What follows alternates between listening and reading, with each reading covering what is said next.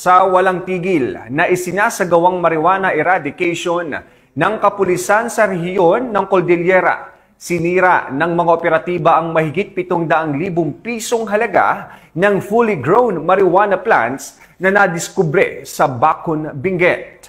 Pacho Woman Melba Langbis sa report.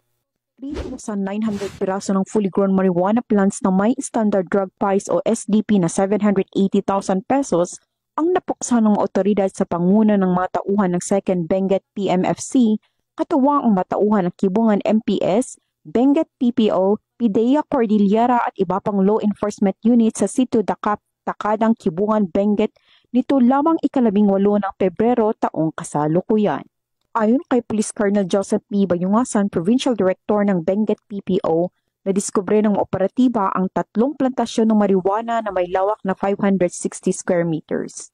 Ang mga nasabing halaman ay binunot at sinunog sa mismong lugar habang ang sapat na sample ay dinala at sinumiti sa Regional Forensic Unit Cordillera para sa qualitative test. Ang tagumpay na operasyon ay sumasalamin sa pagsisikap ng iba't ibang unit ng kapulisan sa pagpapatupad ng batas na alisin ang mga banta na nauugnay sa droga at isulong ang ligtas na kapaligiran para sa mas mapayapang bagong Pilipinas.